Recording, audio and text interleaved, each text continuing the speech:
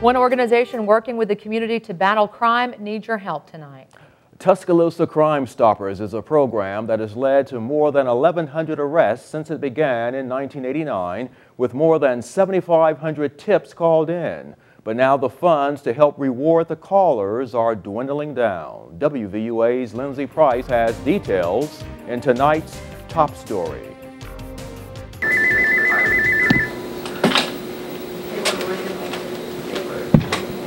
Crime Stoppers. Call us, give us the information. Nobody will know that you ever gave it to us, and then you're going to get a cash reward, for your information. Blakely says a lot of people who commit crimes like to brag to their friends and talk about what they've done. They're not going to come up to the police and tell us, but their friends will. They'll call knowing that their names will never be brought up. Blakely says it was a tip to Crime Stoppers that led to an arrest in the case of Kristen Robertson, who was killed more than a year ago. Recently, the arson arrest, the murder arrest that had an arson involved in it, that was sawed off Crime Stoppers. That tip led to an arrest of 2 suspects. It's tips like that one that can turn into cash for you. If it's been approved by a board, we'll tell them to go to a bank, and they'll go to the drive-thru of the bank. They'll give them that code number, and they'll give them an envelope full of cash. That cash reward is made possible by donations from the community, but now authorities are putting out a call for help. When we looked at how low we actually were, we decided, okay, we've got to do something yearly to support Crime Stoppers. It doesn't take a lot of money to support Crime Stoppers. The Tuscaloosa Crime Stoppers will be holding the first poker run tomorrow, and Blakely says all the money that is raised will go directly to pay for people who call in tips. In Tuscaloosa, Lindsay Price, WVUA News. And the Crime Stoppers Poker Run starts tomorrow morning at 9:30 at the Bank of Tuscaloosa parking lot located at 2200 Jack Warner Parkway. On your Crime Watch tonight, WVUA is covering Dallas County. That's where authorities are focusing their search for a suspect wanted in connection with a triple homicide. They're looking for this man, 22-year-old DeAndre Marquise Lee. The ABI says he's wanted in connection with the death of 2 Lowndes County children and their family friend. Selma police say they have received tips from several people who say they have seen Lee around the city. As we've reported, 9-year-old twins Jordan and Taylor DeJarnett and 73-year-old Jack McGirdner were found dead Tuesday. Their bodies were found near Hayneville. That's about 30 miles south of Selma. Girdner's car was also discovered with the doors missing. Police say the victims were shot. Another look now at DeAndre Marquise Lee, considered to be armed and dangerous. If you have information about this man's whereabouts, call the number on your screen. That's the ABI tip line, 1-800-392-8011.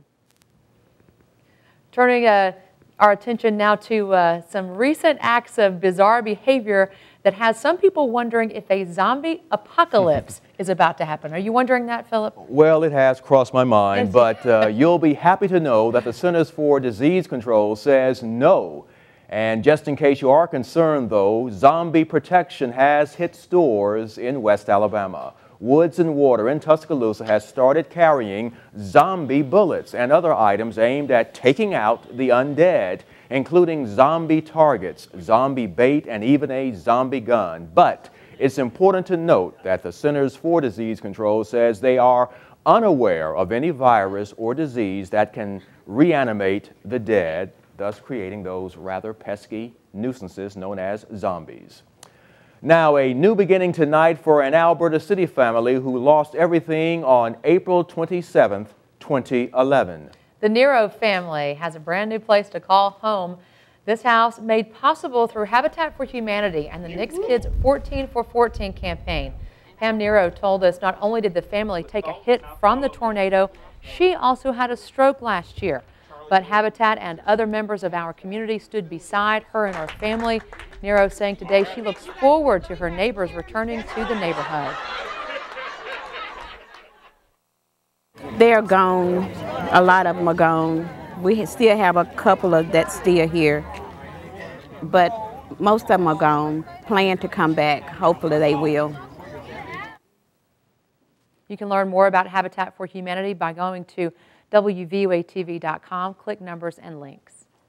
Looking for some fun in the sky this weekend? Well, West Alabama Aerial Modelers is hosting the 2nd annual Electric Fun Fly this Saturday and Sunday. The event will be held at the Model Airfield there at Sokol Park North Complex. Model airplane enthusiasts from all around the South will be there to fly their model airplanes, which include World War II jets and helicopters. The general public is invited to attend and admission is free. In addition to the planes, there will also be a candy drop and toys for the children. The West Alabama Aerial Modelers host several flying events all during the year.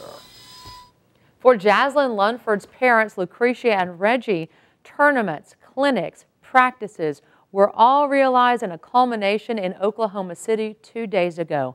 That's when their daughter realized one of her greatest dreams had come true. But as WVUA reporter Victoria Sheehan explains, winning the World Series was not her first softball goal.